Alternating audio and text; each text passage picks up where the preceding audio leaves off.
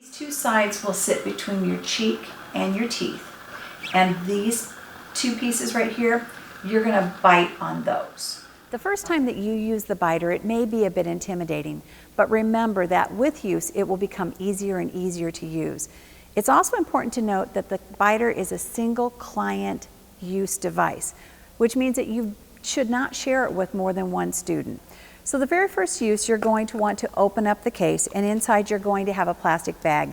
Discard the plastic bag, and you're going to want to make sure that you have sanitized your hands and cleaned the area. So you glove up. And after you do that, the very first time that you use the biter, you're going to want to put the biter in some antiseptic mouthwash. And the key word there is antiseptic. So then that way, first of all, we can get rid of that plastic taste that you get from the very first time. But in addition, then it will give the child a better taste for it. But then it just makes it sanitary for them. Now, because we're going near a child's mouth, it is critical. And this is probably, if you do nothing else right, make sure that you do this right. And that is to get the child's permission to touch their mouth. Generally speaking, I teach what I call the stop technique, and it looks like this. I would say to the child, I do not have permission to touch your mouth. Only you can give that to me. Can you put your hand up like that? And that's going to tell me to stop. So what I'm going to do is I'm going to take my knuckle and I'm going to touch your cheek, and I want you to put your hand up, and I will stop. Okay? So you do that. Great, thank you very much. And that tells me every time that you do stop, I will stop. And that tells me if there's any time you're uncomfortable, any time that it feels like it doesn't feel good, you let me know that, okay? And the biter should never hurt you, but it might not feel comfortable. So with that being said, after I do that, I take the biter out of the mouthwash, dripping it, making sure that I've gotten it off, and I show it to the student. And this is when I use my two fingers and show them that the upright of the biter, it's called the bite wing, is going to go between the gum and the cheek inside your mouth. And the part that's called the bite plate will be between the child's upper and lower teeth. You'll notice on the bite wing that there's a short side. The short side will go down. That prevents it from being painful for the child. The child will then bite on the biter, and you will ask them to stick out their lips like a shh sound.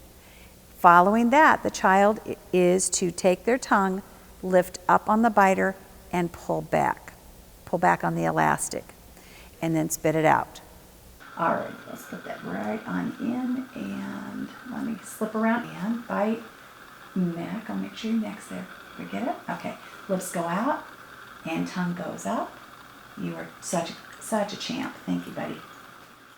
Between sessions, you definitely want to clean the biter. I usually put it back in the mouthwash, and then I rinse it with cold water, and I let it air dry in the case. For me, an open case means this product is drying. A closed case means it's clean. And if you have more than one student at a time in your room, if you put the cup in that child's case, then you have no chance of mistaking whose biter it was. And then again, once the gloves are removed, I make sure I sanitize my hands. After you've put the biter in, the biter goes in the mouth for about 10 seconds. The child spits it out, and then they begin using the practice cards. After the practice cards, 2 of them are said, then the child is reintroduced to the biter, and it goes through the whole cycle of 30 words until you get to a child being able to go through 5 correct, 2 correct, and then you move it to 5, and then you move it to 10. So what you would do to cue the child in the initial position is that you would say, go to biter position, and it looks like this. And then you would begin with that for read, okay? Now, most of the time, you're gonna get something that sounds like one of 3 things. Either it's gonna sound like weed, vid, or lead.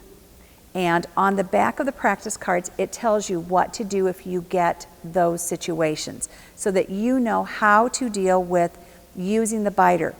The purpose of the biter is to create a motor memory for the child. And the beauty of that is that you could then create additional motor memories. For example, if we need the child's tongue to go in a different position than the biter position, then what we do is we ask them to pretend the imaginary biter is in their mouth.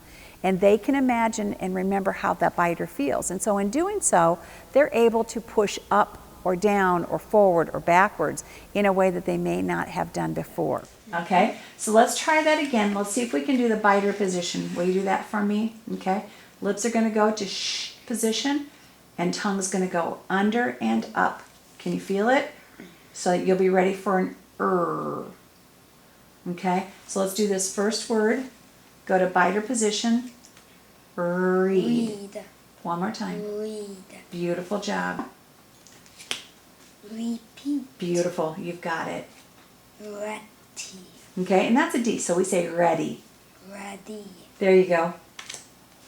Race. One more time for me. Race. Beautiful.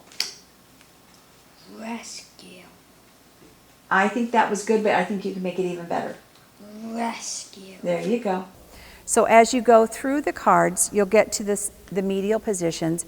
And again, I have made the R's orange so that they know where the R's are. And so again, on the back of the cards, it will tell you what to do.